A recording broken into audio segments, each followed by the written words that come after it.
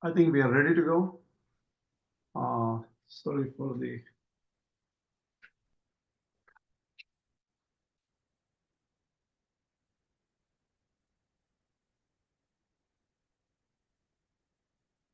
Namaskaram, everybody.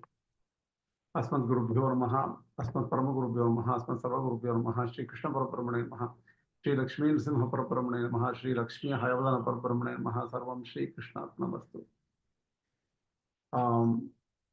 So have you heard these concepts of Vijñānavāda of Buddhism and also Adhyāropa Apavada in Advaita? Have we talked about this before? I read the literature about it after I saw your note. So I do know something because you had written in our telegram. So I read it after the literature. Good. Anybody else?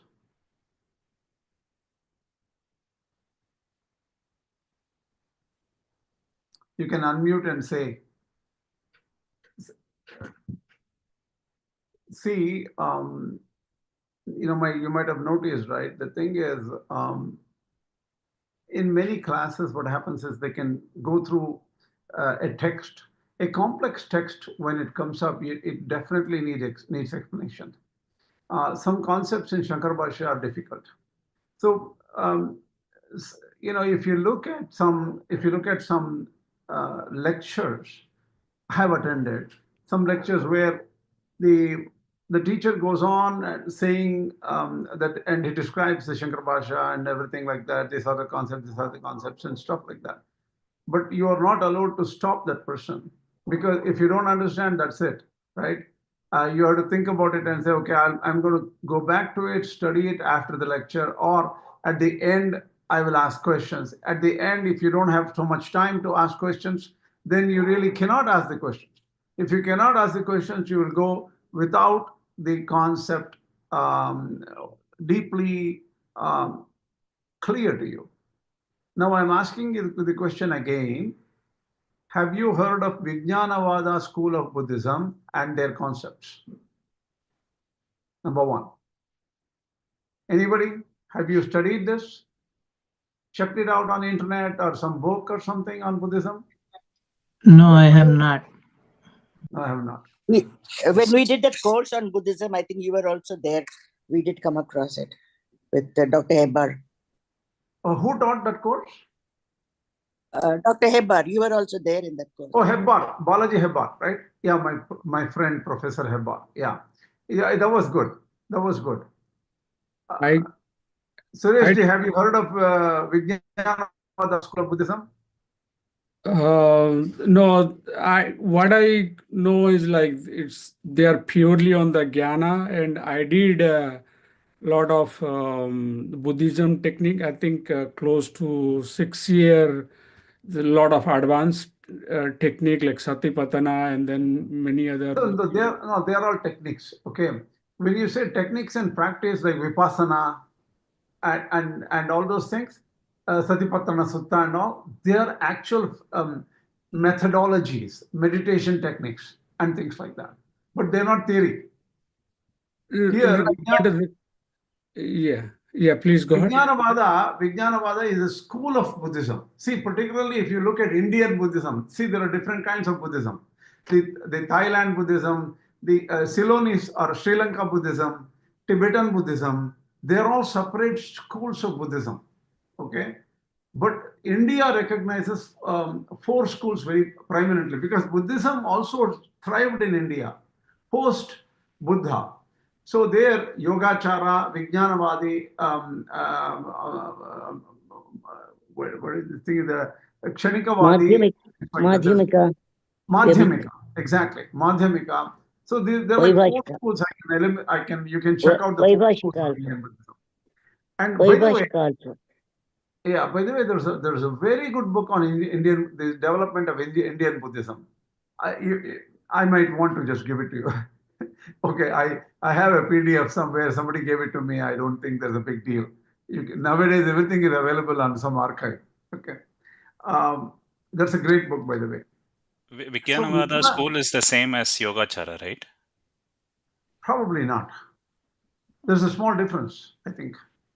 They You say can mind only. They say mind only school is not a Vijñānavāda, is it? see. I don't think so, because I tell you one thing. By the way, It's you on can psychic use functions, if I remember right now. It's on psychic consciousness and psychic functions. What we did, I don't know. I don't remember exactly. See, I can ask this question quickly into my Claude. Hold on a second. You may be right. Hold on a second. You're right. Yogācāra and Vijñānavāda are the same schools. And it is also known as Chittamatra school. Actually, based on my understanding, if as you study more deeper and deeper, everybody is saying that same thing, exactly same thing. Even in the Buddhism, even in the Advaita philosophy, there is a very much parallel. And I do the Kashmir Saivism also. It is pretty much same, like little bit minor variation actually. True. When you go deep into everything, you will understand that. That's going to take a long time. But what we are trying to do is taking up Shankara Bhashya, we are trying to understand what Kena Upaniṣad is, and only touching upon what Śaṅkarācārya disagrees from other schools. Okay, Śaṅkarācārya at his time refers to a particular school. It's hard to understand the context. You know why? Śaṅkarācārya lived long time back, number one. Number two, long time back, one book says there were 21 schools of Buddhism. 21. So which one was Śaṅkarācārya referring to? So we have to figure out the context carefully and learn. We are only looking at context. Okay. Now let us start today with a simple. What am I doing right now is the job is harder for me nowadays. The reason is I looked at Śaṅkarācārya's Padabhashya and we completed the Padabhashya. And afterwards, I looked at the Shloka Bhashya. We cannot go line by line into Shloka Bhashya because there will be a lot of repetition. Because there's we want to avoid repetition, and we have to get to the conceptual new concepts brought out by Śaṅkarācārya in his Shloka Bhashya. That is the subject we're going to take up from today onwards. Okay, so we'll try, and it's harder for me because I have to read a lot of common material, and filter and figure out, oh, here I see a difference. Here I see a difference. Luckily, I'm reading Sachidanandendra Saraswati's Kannada Kena Upaniṣad Vakya Bhashya. He is very good. He puts a note when there is a difference between these two. He puts a note. But to understand the difference, I have to spend a lot of time. And I'm also studying. I may be just a delta ahead of you in this, looking at this book. That's all. Okay, whether I understand or not, I'll try to do my sincere explanation of what I understand. Okay. Now I'll share something for you. Oh, wait a minute. Just a second. I need to turn on the share.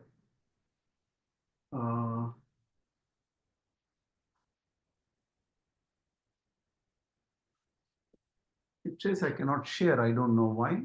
Hold on.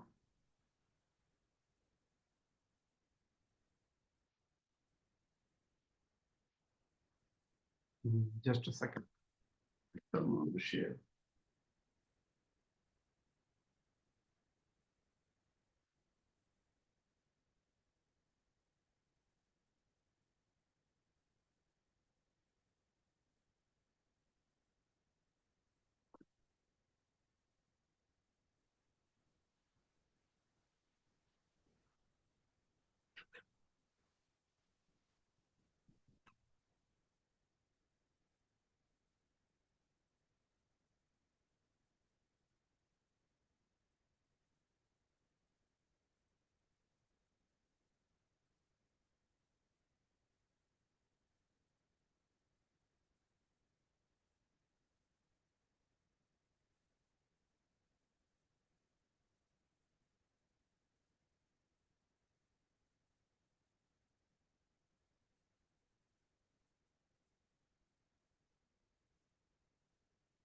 Can you see my screen? Yeah, we can. Yeah. Okay. See, the main concept in Advaita is the first line I'm referring to here. No knower other than Ātman. There are no multiple knowers. There is only one knower, which is Ātman. And even that Ātman does not know itself. Okay? And that Ātman is Nirguṇa. Nirguṇa means there is no attribute. See, what we are trying to do here is, it's not about whether you agree with Śaṅkarācārya or not. Well, it's not about you like the concept of Nirguna Brahman or not. That's not what we are discussing here. We are trying to understand what does Śaṅkarācārya wants to say to the world. That means we have to understand the conceptual thinking behind Śaṅkara Bhashya clearly. That's all we are doing. And this is not a conversion program that I want everyone to become an Advaitin or something like that. Not like that. What it is I would sincerely want to present Śaṅkarācārya's heart out to the world, saying that this is what Śaṅkarācārya meant. That's all we are learning at this point. So now, Śaṅkarācārya keeps Vijñānavāda Buddhism as a Purvapaksha or prima facie view. So Vijñānavāda says there are a number of Vijñānas. Vijñānas are Jīvātmā. In a way, in our terminology, we can roughly say they are all Jīvātmas. So Vijñānavāda school accepts different Vijñānas, okay, different Jīvātmas, knowers, experiencers, feelers. They have that kind of a theory, but they are not permanent in Vijñānavāda school. That means they are not. There is no permanent knower. It's just apparent. Okay. So now, since Ātman is the nature of Vijñāna, that is Vijñānavāda school questions this. Why can't it know itself? See, Ātman can know itself, right? And because Vijñāna is knowing something means no one can know himself too. Why not? That is the Vijñānavāda school of question. See, I'm bringing this in a particular shloka of Kena Upaniṣad Bhashya. I will refer to the shloka a little bit later. I'll just show you where I picked it up. I was picking up just concepts where we may not have explained this concept before.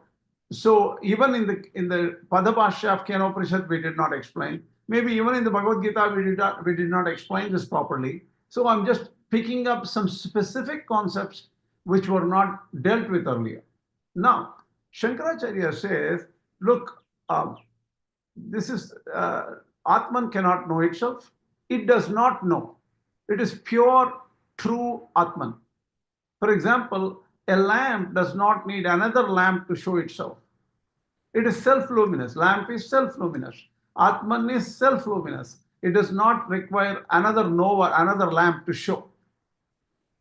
Vijñānavāda, a school guy, questions again. Don't you think there is some value in knowing Ātman by another knower? Why can't another knower know Ātman? What is wrong with this? I think there's some value. Śaṅkarācārya says, no. The problem is there is no other knower to know. There is only one knower. And all the rest of the universe, which includes all of us, animals, plants, trees, the black holes, the universe of so much of variety. There is no other knower there. That is just a superimposition on a single knower. So, universe is Adhyāsa. Adhyāsa means it is superimposed on the basis, the stratum, the substratum. The substratum is Ātman, which is Nirguṇa, which does not have any attributes whatsoever. So, Śaṅkarācārya says there is no other knower. Well, I could have given you a knower if there was one. There is no other knower. What do? There is one Ātman and that's it. And that's not a knower. That is pure Nitya Shuddha Chaitanya, consciousness, Nitya, eternal, Shuddha, pure, Mukta, always never bound, always free. It is not a knower. So Śaṅkarācārya continues.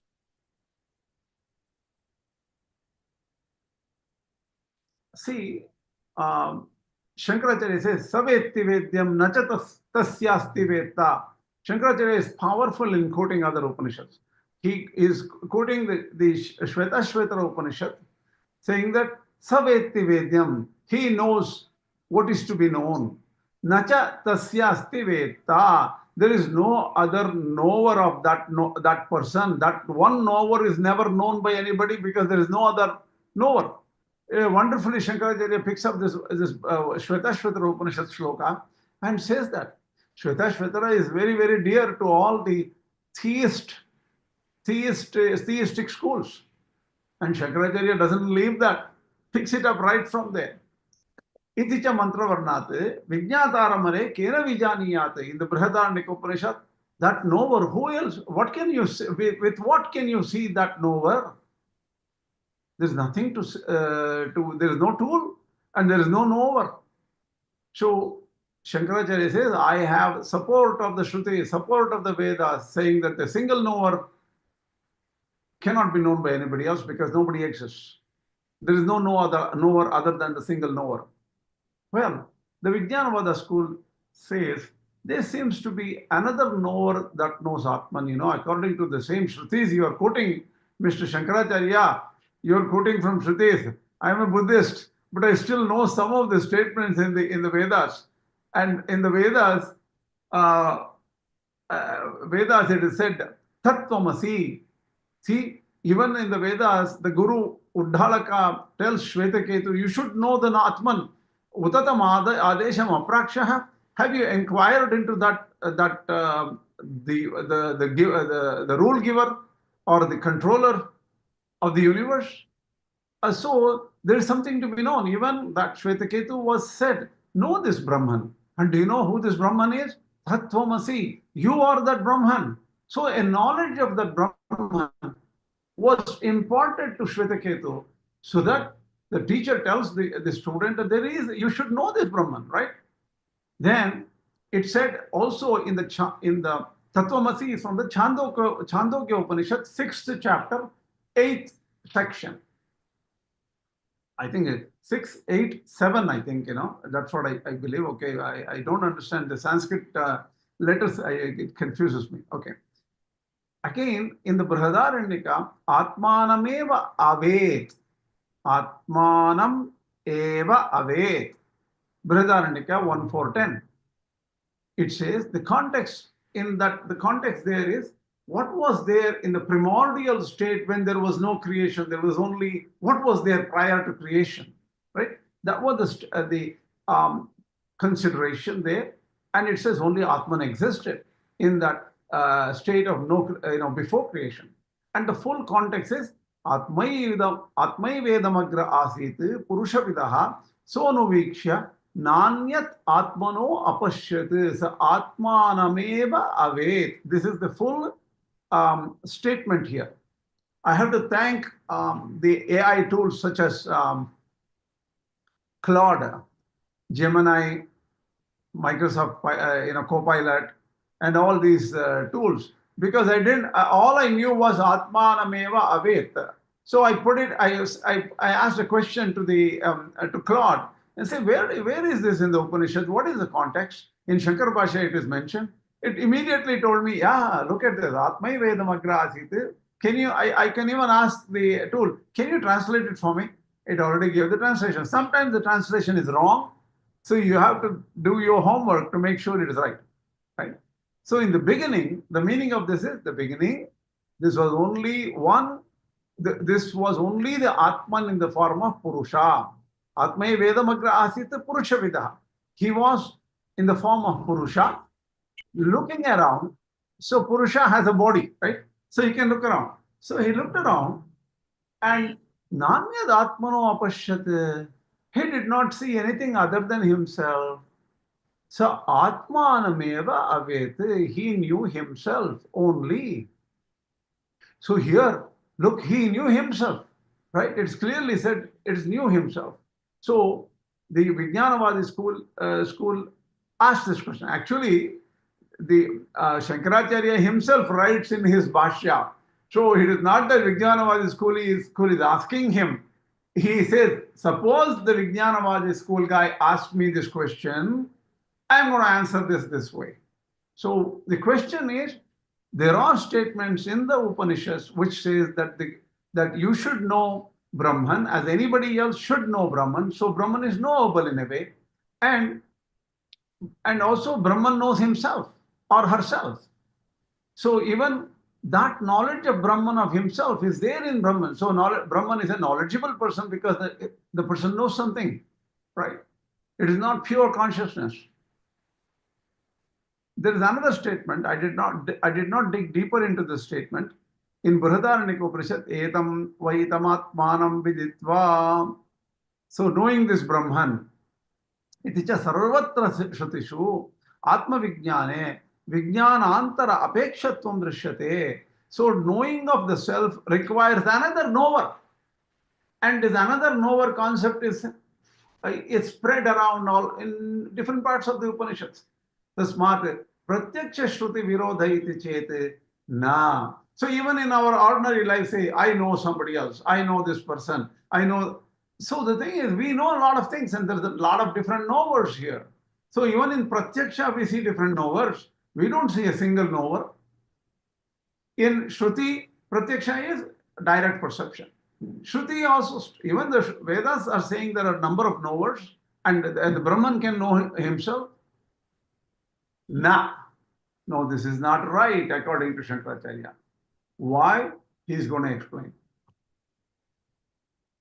I'm just going to give you an example. And Śaṅkarācārya gives an example. I started searching the internet for an equivalent picture what Śaṅkarācārya has in mind. So it's not easy to find that. Look at the campfire. There is the fire inside this camp, what do you call the shelter, whatever camp shelter there is, right? And the fire is burning inside. But when you look from outside, you see a glowing campsite, the outside camp structure, right? The tent. That seems to be glowing in the night. That seems to be burning. Oh, that itself is hot, like an iron hot or something like that, like a lava of the volcanoes or something like that. So, but actually, the campsite itself is not hot. It's not luminant. It's actually reflecting the light coming from the flame. So this is very clear, right? This is the analogy used in the explanation of Śaṅkarācārya. This is really wonderful, and you have to look into his own style of explanation to find out what he tries to say. What he's trying to say is, there is one Brahman, which is like the fire, which is inside this camp, and it lights up everything else around it, and the other ones appear like they are the sources of light. The campsite itself looks like a source of light. And even if you put a stick or something nearby, the stick seems to appear to be light, giving light. But there's only one giver of light, that is Brahman inside. So the knowership, the knowledge, all the rest appear to know, appear to light up everything else around them, but they're not really the sources of light. So this is the idea. Similarly, the consciousness, or what we call as Jiva, I know, there are so many people who know. All these things, the knowership is ascribed wrongly to the body, mind, intellect composite here. That is, we are the body, mind, intellect. And there's nothing called Jiva. And when we have this body, mind, intellect together, there is this amazing appearance of a Jiva. The Jiva is only apparent. And that Jiva seems to know. And in our experience, we really think that, oh, we know, I know this. I just read this book, I know this. I saw this movie, I know this movie. Whatever. So we talk about knowership of us and things like that. Really, there is no knower. They're all reflections. The real thing, the knower, is inside. That is Ātman. And that is the idea Śaṅkarācārya wants to give with a nice example. Let's see what he says. And he gives other examples also. I wanted to give more pictures. Didn't have time. Okay. here let's go through the text of the Upanishad here, right? The self, the real Ātman, is indeed different from what appears as the self, and which is characterized. See, what appears as the self is like us, and we are characterized by unbroken continuity. What is this unbroken continuity of the ego? You know, I existed even 65 years back. I remember when I was a little child, and there was a small home here, and somebody used to give me a good, a good sweet or something like that. So there is an I which is continuing unbrokenly in our lives, and that is actually ego. And actually, there's an identification of the ego with the aggregate of instruments like buddhi. So the I concept is known as ahamarta in the Advaita. By the way, can anyone tell me what I refers to in Advaita in opposition to Vishishtadvaita? The word I refers to a different thing in Vishishtadvaita, but the I refers to a different thing in Advaita. Can anyone tell me that? Do you understand? I'm going to stop here just for a minute. For Anybody? Vishishtadvaitas, I is the Jīvātmā, right? Yes. And for Advaita, it is the reflection of consciousness in the Antakarana. Antakarana, yes. So the thing is, the reflection is, it is just the reflection of one consciousness. There is only one consciousness, right? In Advaita, that one consciousness is reflected in the body, mind, intellect, which is known as the Antakarana. The body is not the Antakarana. Mind and intellect are the parts of Antakarana. So Antakarana reflects the consciousness which is one. Do other people understand this? So the I refers to a Jīvātmā. I refers to a Jīvātmā in Advaita. But the thing is that Jiva is not a continuous entity. It is just a apparent concept which comes up as a reflection. It is not a real thing. But the body-mind complex gives that, it's just like an image. If I have a mirror, an object is reflected in the mirror. Just because there's a mirror, there is a reflection. The reflection is not something which you can catch hold of, right? So, hope this is clear. Any questions?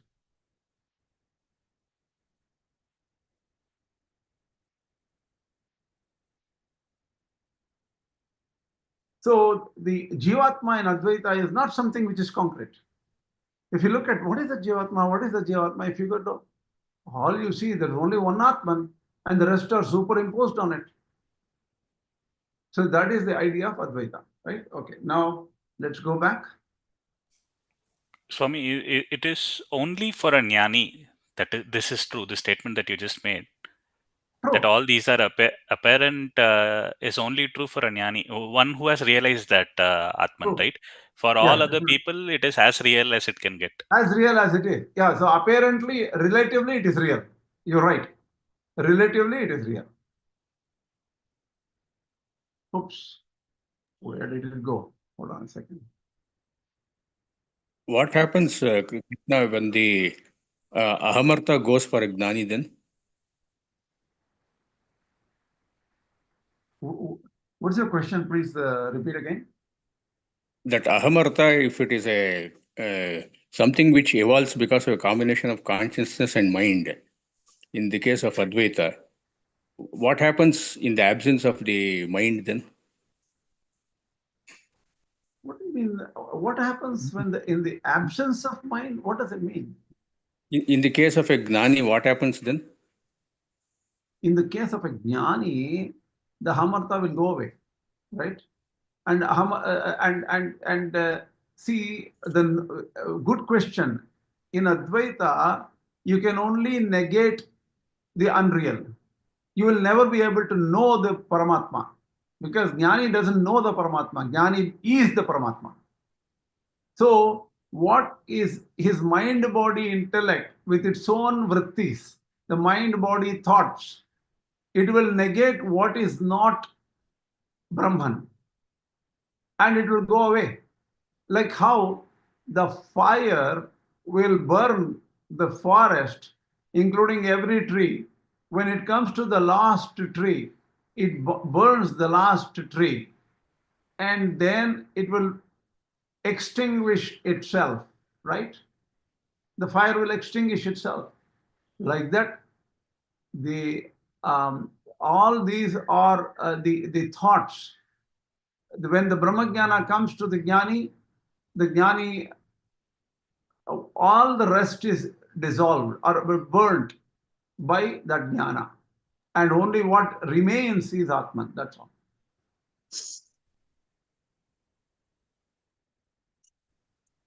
And so the thing is, the Ahamartha is transferred over to the Ātman there at that point. What he thinks that it is the I, it is actually the Ātman only. And the rest are not there.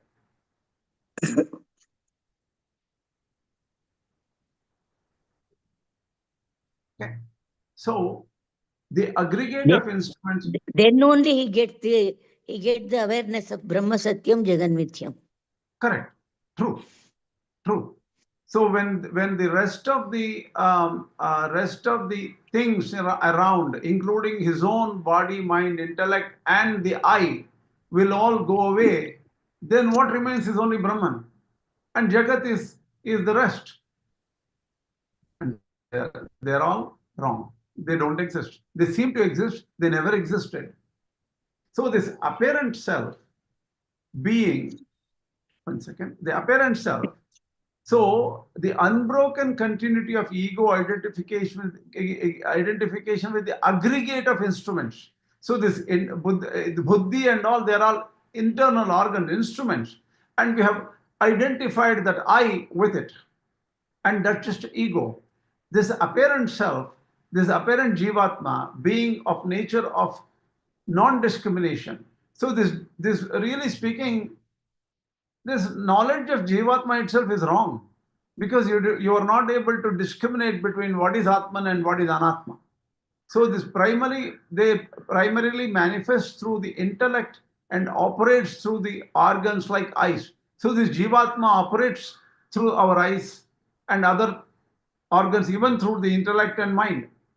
But it appears to manifest while having the eternal conscious Nitya Chit as its inner essence. So Jīvātmā is apparent, but actually what is making everything happen is Nitya Chit as its inner essence, wherein transient knowledge appears.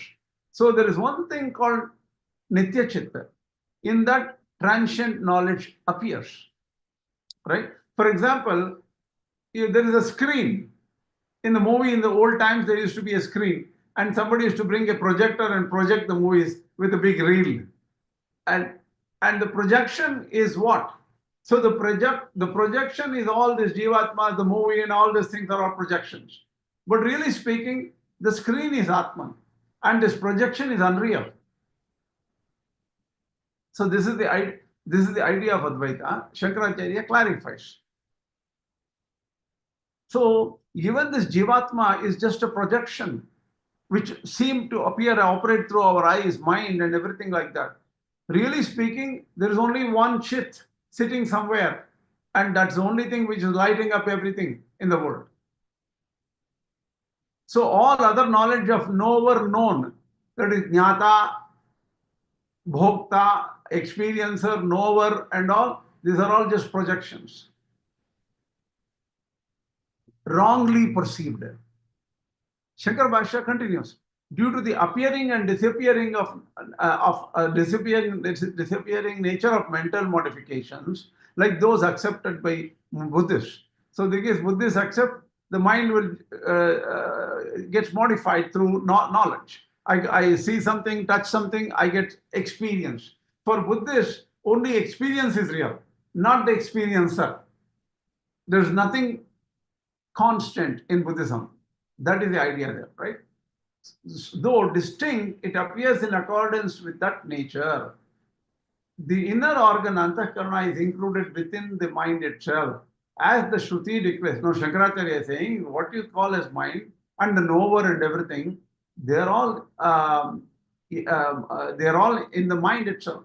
The innermost all is the one which lights up everything. Let's see what that is. This external self associated buddhi. So there is inner self is Ātman. Okay. The external self is associated with our mind, body, intellect.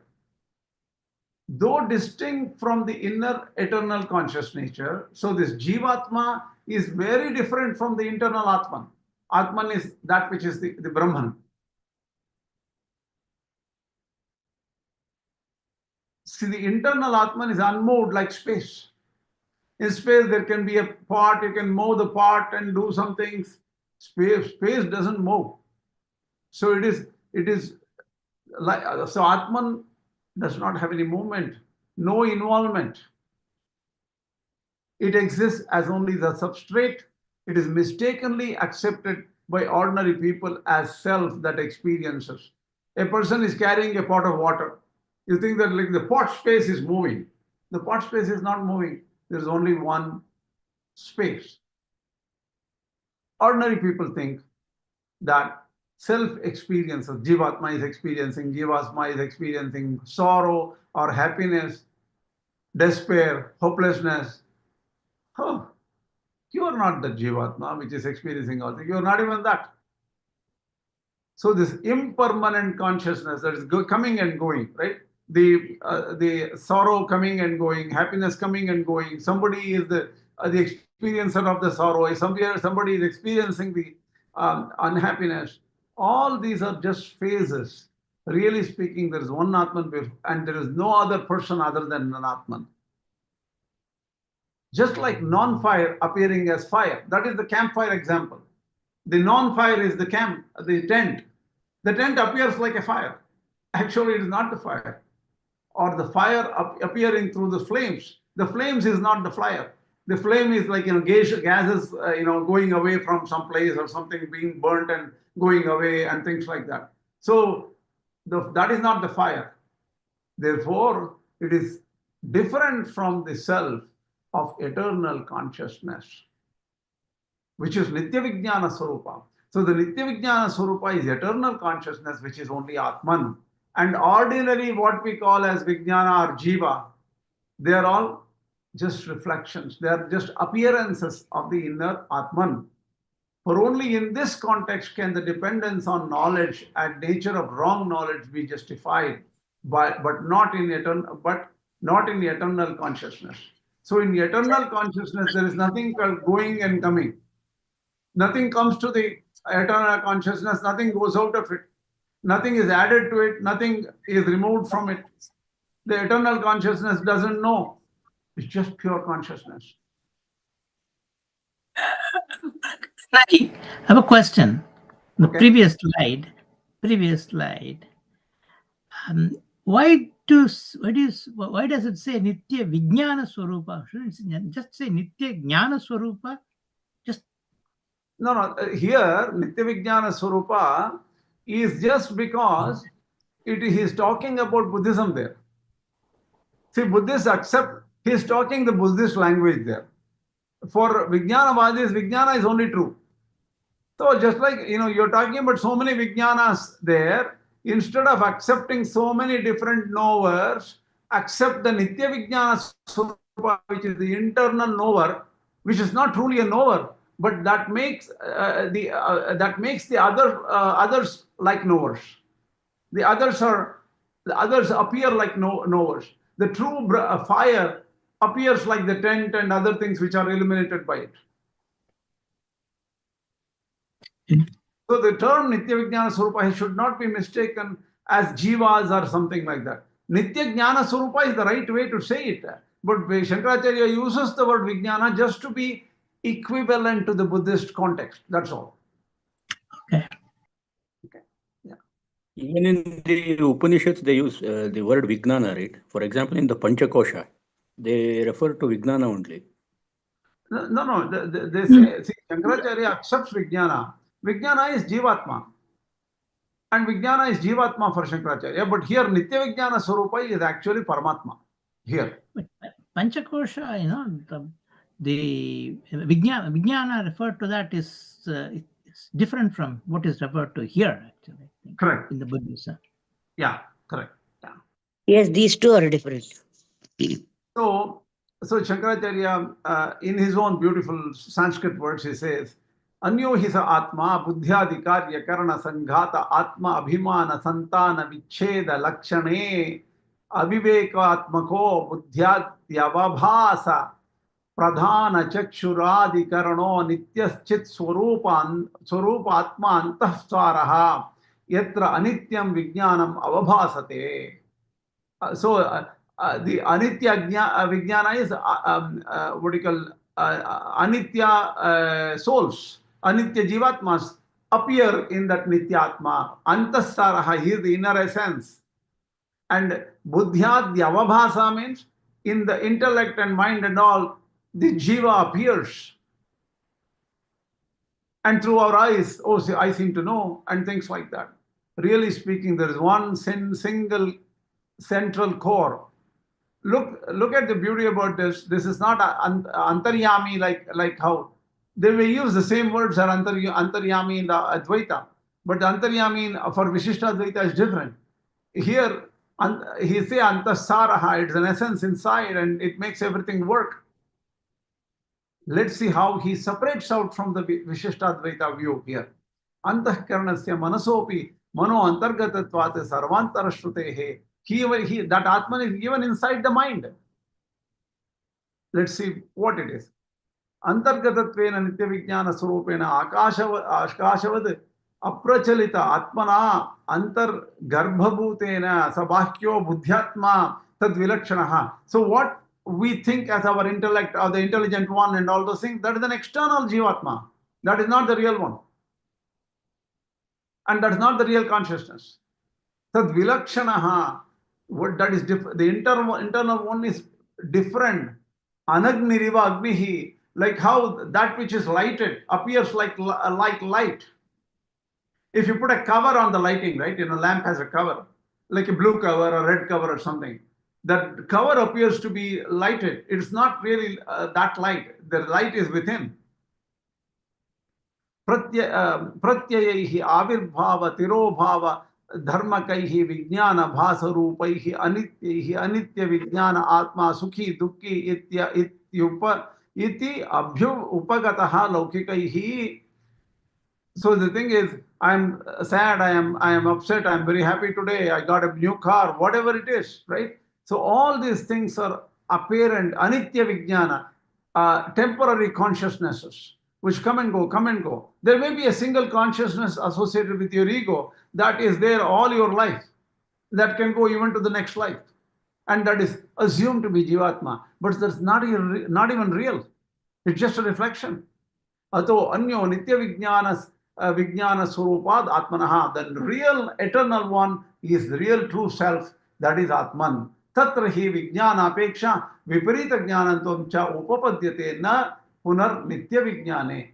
All this temporality and other things is associated with the external buddhyatma, that is the jiva associated with the intellect and mind, not with the internal Atman, which is pure and with no attributes whatsoever. Now,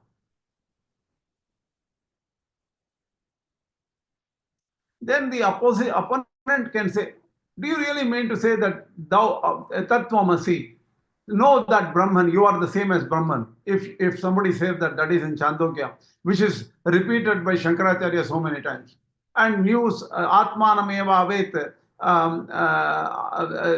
something Upanishad, self did not see anything around, self knew itself. This all becomes meaningless, right? Why would Vedas use such terminology? You say self cannot know itself. Self is pure. But Śaṅkarācārya says, look at this. The sun is not illuminated by anything else. Sun is sun. And therefore, there is no other sun to illuminate sun, and no one else is illuminating sun. Here it's still the question here. I'll come to the question here. The answer. Śaṅkarācārya says this is not correct. These instructions serve to remove superimposition by the word. See, The questioner says, look, the sun, the sun knows itself. Sun illuminates itself. Self illuminates itself. All these statements would be useless in the Vedas according to the objection. Śaṅkarācārya says, these statements are necessary. What is it saying? Is there is a thing called the Adhyāropa Apavada Vada in the Advaita. It is very fundamental.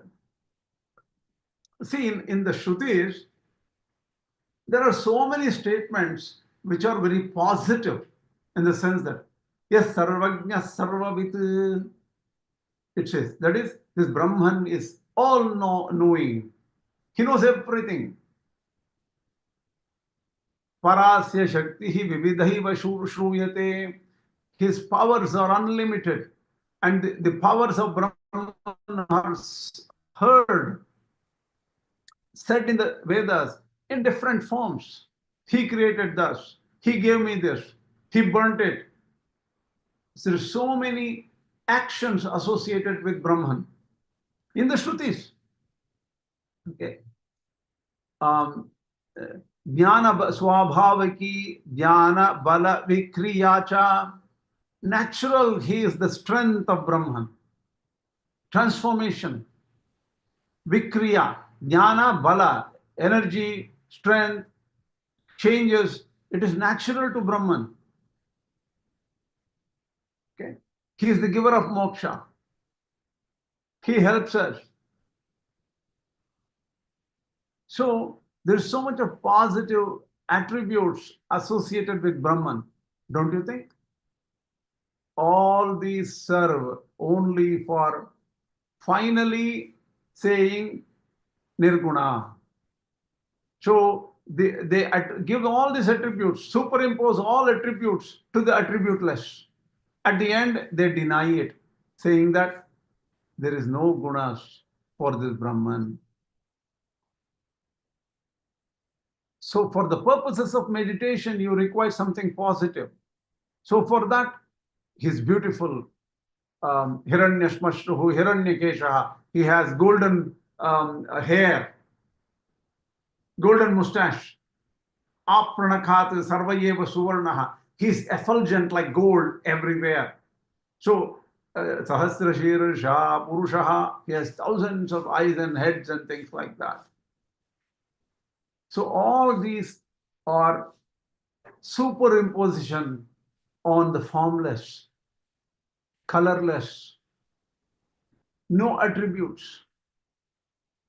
But they say all these are beautifully described in the Vedas all over the place, because that is what we can understand. We don't understand something which cannot be seen. Unfortunately, Brahman cannot be seen. Na tatra chakshurgacchati na vagga. Even the Kena Upaniṣad says the eyes cannot see, the mind cannot comprehend. You know it. But all this beautiful picturization of Brahman only is to finally tell you all these are false. It is the true nature of Brahman is Nirguṇa. To deny at the end. So the denial is given, in Nirguṇam, Nirvikalpo, Nirakyata Shuddho, Divyo Eko Narayana. Every other place, there is denial here and there. Why? There may be a lot of pages of picturizing, because world is variety. There's so much of variety. So all this variety, just like how we can understand, the Vedas do talk about variety. At the end, what is the purpose of this variety? To deny them all. If you think that Brahman is like this, no, it's not. Do you think Brahman is Saguna? No. But all these are expressed. Adhyaropa is superimposed on Brahman to deny it finally. So the instruction about knowledge is meant to remove this superimposition from self, which is of the nature of knowledge. The prajnana only, this is pure consciousness. Given that prajnana is not the attribute, but it's just the nature. Here both knowledge and ignorance are logically inconsistent, as they are caused by other factors. So in our world, we'll say somebody is knowledgeable, somebody is not knowledgeable, somebody understood, somebody did not understand. It is like heat in water. If you heat up water, the water is hot, but the heat doesn't belong to the water. It actually belongs to the flame underneath. Similarly, Brahman is the cause of everything. He makes things act. So we talk about day and night. In sun, is there a day and night? If you sit in the sun and look at sun, was there any day or night? There's nothing called day or night in sun. But when you come to earth, because of the earth is rotating, because of some reason, like some kind of a third party issues, we see one part of the earth becomes dark and the other part of the earth becomes lighted, and it keeps on reversing. All these are contextual, consequential things. The truth is, Brahman, sun always shines constantly. Similarly, Ātman is there constantly. And the changes come to the rest of the universe, like somebody trying to understand, not understanding, half understanding, somebody knowing, somebody is upset, all these are external.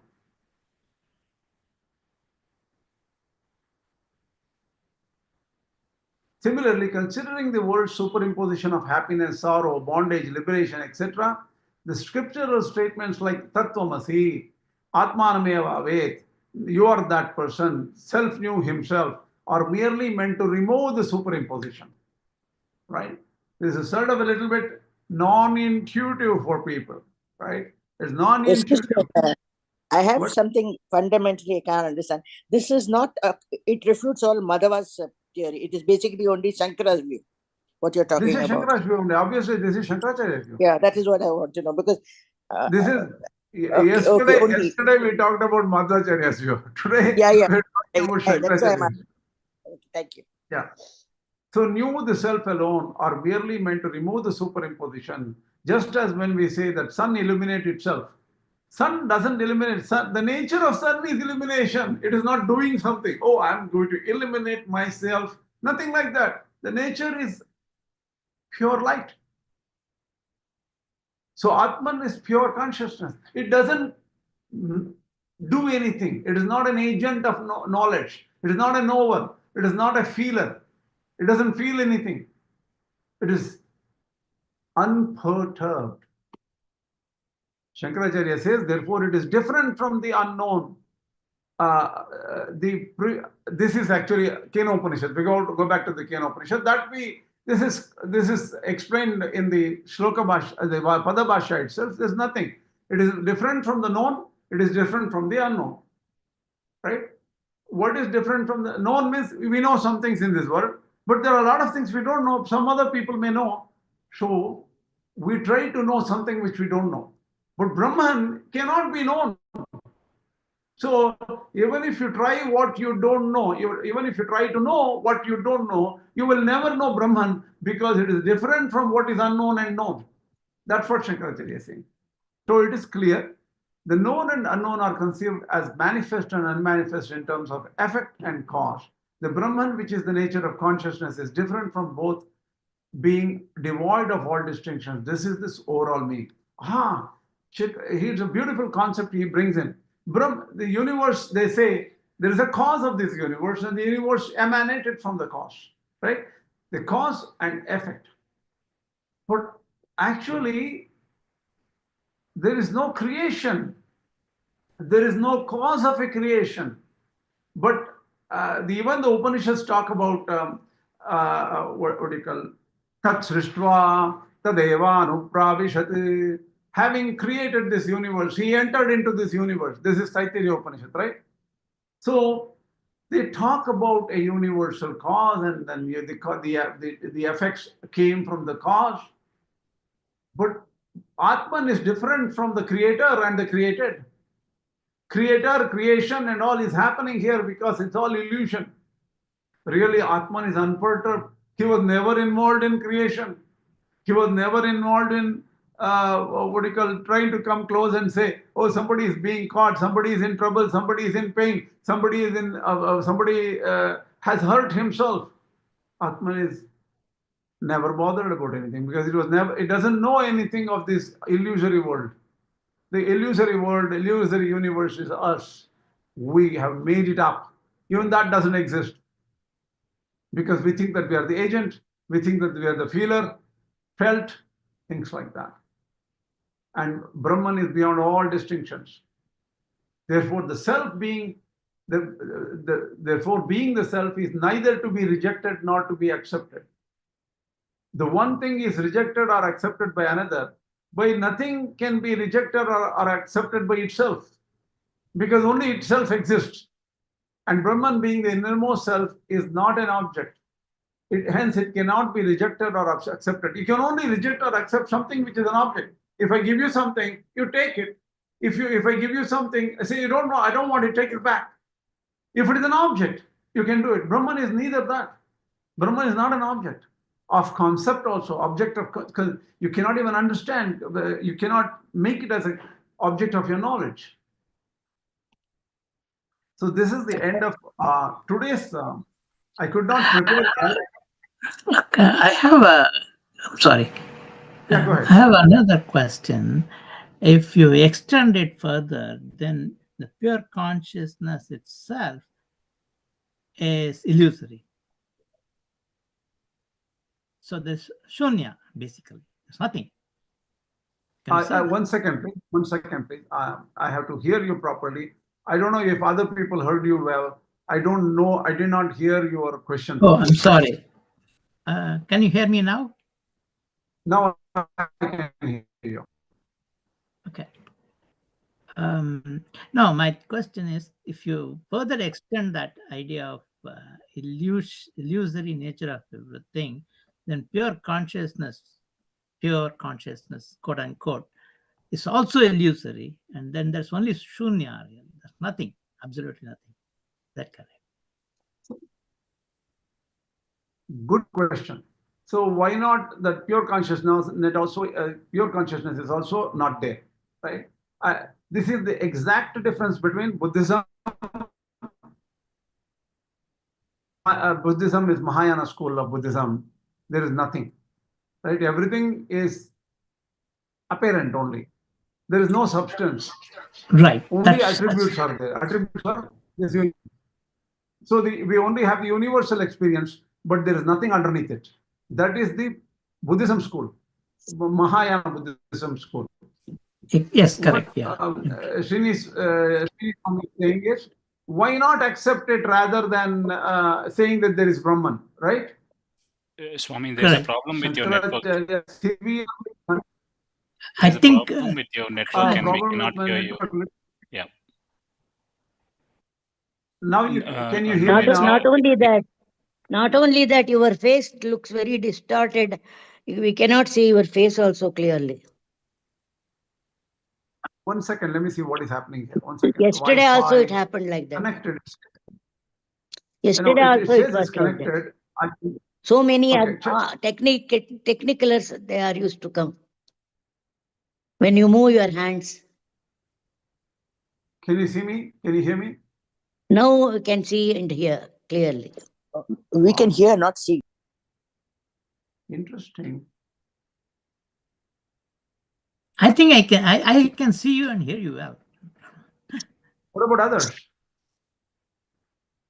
Cannot see. We can hear. I can hear. I cannot see. You were breaking off when you were speaking with Srini Swami, but now this. We can hear, but not see you clearly. Okay, now let us see. If you hear, it's okay. Okay, so what we are saying here is, the Buddhism school says there is nothing underneath. Everything is just apparent. Everything appears only. But Śaṅkarācārya says there is something called Brahman. Okay, Śaṅkarācārya says if there is no true one Satya, you cannot deny anything else. Even to deny others, you need a basis. So this basis has to exist. The denier itself proves himself. Correct. The very statement of denial means acceptance. Exactly. If you deny something, you have to accept something, otherwise you cannot deny. You don't have any basis to deny anything else. There must be someone to deny. Exactly. And this is But- the but- idea. But that is what Advaita is also. Neti, That's what I'm saying. That's what Advaita. That's Yeah, he is that's what I'm speaking only saying. about Advaita, not So you want- Shunya. Not Shunya. So the thing is, Śaṅkarācārya is not Śūnyavāda. Śaṅkarācārya clearly takes, in fact, I will take some other class sometime and I look at the arguments of Śaṅkarācārya against Śūnyavāda Buddhism, right? He gives a lot of arguments. So he says that Brahma Satyam is definitely has to be accepted. And that is exactly why every one of us should respect Śaṅkarācārya, because he made the Vedas, Veda Pramanya Prabala. He said that is why, in fact, he said in the Adhyāsa Bhashya, it is so clear. He never used Veda Pramana in the Adhyāsa Bhashya. In the introduction to Brahma Sutras, Shankara Bhashya, he never quoted any particular statement from the Upanishads. He said just Yukti. We know that even though I cannot see myself, I put, I am like this, I am tall, I am this, I am from this family, I am from that family. This is our superimpositions on Ātman. He is white, he is black, he is dark, he is blue, he is brown, he is yellow. All these things are the body color. And the body goes, where is that? So The ground should be firm. If everything is shaking, there is nothing to talk. Nobody is there to talk at all. True. Nobody is there to understand, not True. to realize also. True. So in There is one Adhyāsa Bhashya, he says, he does not use Shruti, by the way. He does not take Shruti Vakya at all in Adhyāsa Bhashya. He says, this is a fundamental error that we are superimposing something which is not there. We are not the body, but we say, don't come near me, don't touch me, don't see me like that. This is body. We are not even that. We are superimposing the I onto this self. So he says these are all the nature of understanding philosophy, nature of Vedanta, everything human beings understand through an error. This whole thing is an error, and this is Adhyāsa concept. Superimposition is Adhyāsa. So we have to give up this Adhyāsa. You're already inside it. You cannot find out why am I coming to this Adhyāsa? Why am I superimposing this body? Even a little child cries when it gets hurt. You cannot tell the child, oh, your body is getting hurt. You are not getting hurt. You cannot. By nature, Swabhavika, this Adhyāsa, superimposition is nature. All our knowledge, all our things go through this fundamental error. That is Adhyāsa. But to deny Adhyāsa, you require Shruti. So he says that even by experience and Yukti or logic, I know this Adhyāsa and I have to get out of this Adhyāsa. Because it is Anartha Lakshana. All sorrows come because of the superimposition. I have to get out. But how will I get out? Shruti will give you the details. Whatever we know, once you know that it doesn't exist, so one day we should study Adhyāsa Bhashya. I'm still thinking of doing it deeply. Never got to it again and again. You have to be perfect in Adhyāsa. If you understand Adhyāsa Bhashya inside out, then you know the Purva Paksha. When you read Sri Bhashya or when Madhu Bhashya on the Sutra, Anuvyakhana on the Sutras, right? So Śaṅkarācārya says that is the big difference. He says that he gives a lot more logical explanation to tell that Ātman exists, nothing else exists, and the Shruti, that whatever we talked about in the Shruti, that is whatever we talked about in our experiences and rational thinking, that is what I am going to explain, that it is also in the Shrutis. So he introduced Shruti as a third party entity getting value. He didn't say, okay, believe in this. His prior, in fact, our teacher K.S.V. Swami explained this beautifully. Before Śaṅkarācārya, there were great people like Upavarsha and several other people, and in Dhyana Yogāvāda and other things they said. What is it? And Brahman can be known by meditation. Who said so? Our Vedas, the celebrated Vedas, say that Brahman can be meditated upon and Brahman will give us moksha. Well, who is going to care about your Vedas? I don't believe in your Vedas. That's what the Buddhists say. Buddhists said. Then what happened is this Dhyana yogis could not argue with Buddhism, saying that, oh, you're not, you and I don't have the same text. Buddhism say, why don't you take our Buddhism? He seemed to be more consistent. Our Buddha's Upadesha is wonderful. Why don't you accept? So there are several Brahmins who, the Vaidikas, who became Buddhists afterwards. So number of students of Buddha came from Vaidika background.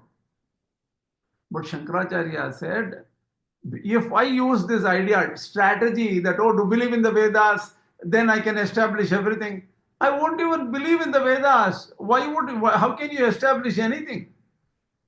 To avoid that, he said, just rational thinking, logic, assessment of our lives is enough to understand that this is all a superimposition and this is one thing. You need a basis for the superimposition. He gives a wonderful example. If you drive in Arizona on a straight road, if you're driving to Las Vegas, it's very hot, 100 degrees or whatever. You see a lot of mirages on the road. It appears like there's water on the road. And you're almost like in some places you're driving straight into the water. But when you come nearby, you see there is no water. But can that mirage exist without the surface of the road, which is hot? The mirage cannot exist. So all our superimpositions has to have a basis, because otherwise there is no superimposition. You need the basis. So this is very clearly explained by Śaṅkarācārya, but using Yukti. Why does Śaṅkarācārya use only Yukti? Because Buddhists don't believe in Veda Pramanya. And so indirectly, Śaṅkarācārya established Veda Paramanya. And that became the standard book. Buddhists went away from India. They had to go hither, thither to China, Japan, everywhere. So in that sense, Śaṅkarācārya did a phenomenal work. Unbelievable, what could not be done by others. That is why Śaṅkarācārya used tricky methods to establish Veda Pramanya. And the same person talked about Bhajagovindam also, right? Satyam Jnanam Anantam Nityam. He put bhakti in it also. So that, well, you know one thing, I cannot bring out bhakti at this time because there are a lot of Buddhists and Haitukas like Jains and other people there. So I cannot immediately bring bhakti to people. Even, you know, this is a teaching method, right? If you look at your own children, sometimes one child may be very atheistic in nature and says, oh, I don't believe in all those things. I don't want to go to temple. I will never come to temple. I don't want to mention some joke somebody did yesterday. But so so thing is, you cannot teach your own children the same way. One child may be a believer and God-fearing in some way. They have an intrinsic trust. See, if you think about it, we all learn from trust. How many children know Brahman right away when they are born? We say, we take them to the temples. We you know, in this particular Tirupavai season, every early morning they drive you to a temple and then go there and you go to the temple and enjoy the Tirupavai and Aradhanam and the things like that, the worship of Perumal. But this is all faith only. People have seen, people have not seen, but you guide somebody through faith.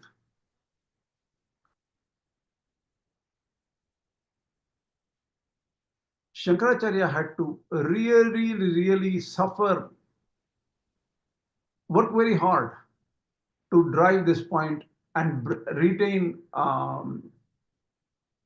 Veda Pramanya in India. The other thing is, it seems Śaṅkarācārya never, there is no story saying that this particular king met Śaṅkarācārya this particular person. Historically, you cannot place Śaṅkarācārya because he was hiding, it seems. Why?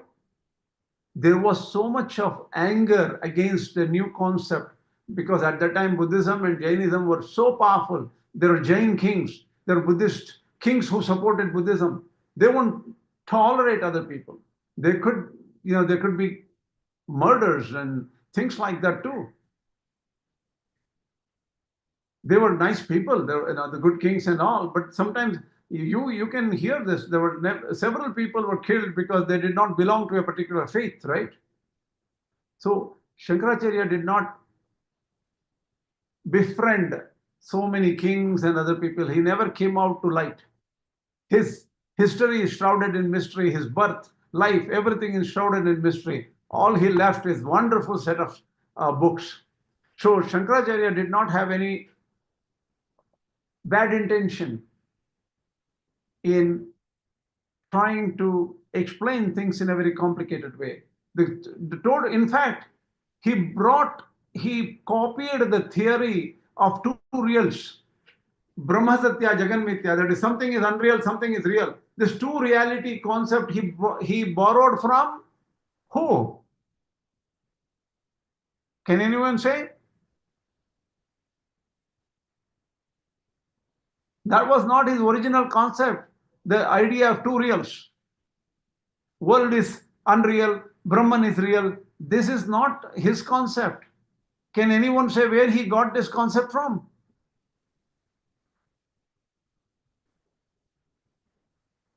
I think from Buddha only, Buddhism. Nagarjuna? Yes.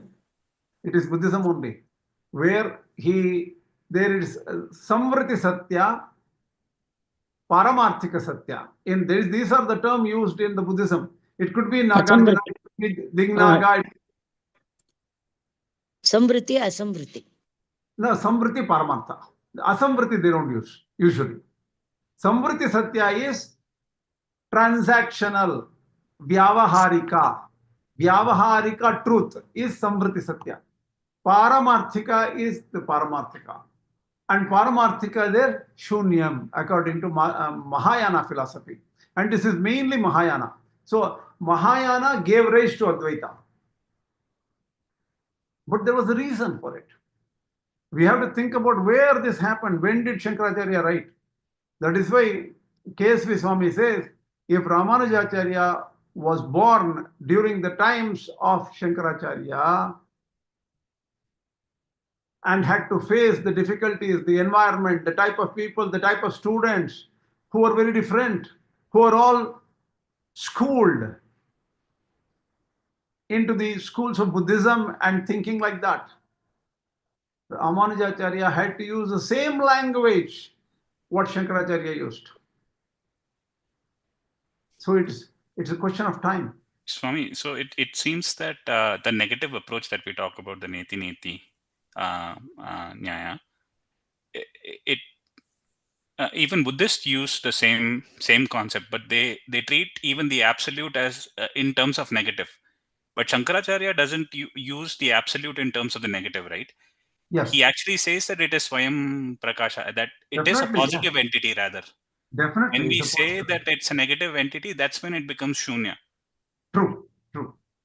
So he uses the neti approach to remove the Adhyāsa basically, and says that the Brahman is a positive entity that is self-luminous, right? True. Exactly. So the thing is, does it mean then that the denier is the base itself? Supposing one of us starts denying, then finally whatever is remaining, that is what we are? Yes. In fact, you know one thing, if you go through Ramana Maharshi's teachings, he always says, you keep on thinking, who are you? Not everybody can do it, you know. What Ramana Maharshi really did was he ran away from his home when he was about 10 years old or something. He sat in Arunachalam. He sat in a particular corner somewhere and he used to constantly meditate, who am I? Nobody taught him, by the way. He knew by his Purva Janma that he has to think like this. And in a corner, it seems there is a temple where he sat in the corner and hit his head constantly, and that rock has his the marks of his head. So all he thought was, who am I? Who am I? Who am I? When you keep on thinking, you cannot place anywhere what it is. You have to deny everything. This is not me. This is not me. This is not me. And what you come to is that Ātman. That's what this Ramana Maharshi says. So this whole Advaita process is denial. Neti. In fact, one day I'm going to give at least some of the concepts from Adhyāsa. Even if we don't have to go through the whole Adhyāsa Bhashya completely, if you understand the concept of Adhyāsa properly, you know the entire Advaita. And that you don't have, every time we read a Upanishad, it will reinforce what Śaṅkarācārya said. Why are we doing this? We have to come to the next Bhashya. What did the other Acharyas have as the Purva Paksha? Ramanuja.org had the Purva Paksha of Śaṅkarācārya and Yādavaprakāśa, Bhaskarācārya, and other Acharyas. And similarly, Madhvacharya had a lot of other Purva Pakshas. Okay? So we learn all these things. Then you know that yes, Vedas have a lot to tell you. After knowing Śaṅkarācārya had a very, very tough atmosphere, time compared to Ramanujacharya. Because during Ramanujacharya, there is astitva. Exactly. Astitva. There was no nastikata. Exactly. Because it was very, very, very, very tough time during the time of Śaṅkarācārya to face the Buddhism. No question. I have a question. Yeah, go ahead. So based on what we learned today, it seems that this is along the lines of Ajātivāda. And in a lot of places, Śaṅkarācārya talks about Brahma Vivartavāda, right? Can both of those two coexist in the same line of thought? Or is it too different? See, we will discuss this later because I have to explain everything, Ajātivāda, exactly what it is. Where did it come from? It came from actually Gaudapadacharya. Okay. Ajātivāda came from... What? Ajātivāda? What is that? That is actually, that is why we have to explain Ajātivāda before you can say how it coexists with Vivartavāda. I don't know. Okay. Ajātivāda means there was no creation. There was no destruction. There was no dissolution. There was no bondage. And if there is no bondage, why do you need moksha? Right? These are all Ajātivāda concepts. See, I will explain what Ajātivāda is some other time. It's already 8:30 now, right? So you cannot go into Ajātivāda today. We'll think about it later because we'll do it. See, that's a separate concept. You have to go through entire summary of Gaudapada Karika. Okay? And then you have to explain how Śaṅkarācārya, some people say Śaṅkarācārya and Gaudapada did not agree perfectly with each other, right? Even though Gaudapadacharya is actually a teacher's teacher of Śaṅkarācārya. Śaṅkarācārya's teacher's teacher is Govindapada. We do say that cause and effect, it is beyond cause and effect. In today's lecture, we said that it is, and he clearly agrees that the apparent cause is Prakriti itself, right? No. Not Prakriti. What do you mean? Prakriti or the Maya itself. Right? It is apparent, but it is because of Prakriti. That is the cause for this, right, Maya.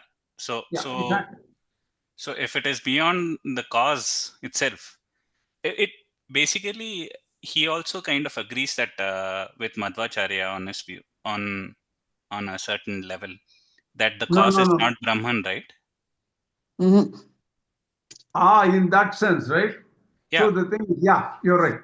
The cause is something which is the prior state of the effect, which is not Brahman, because Brahman is never the cause.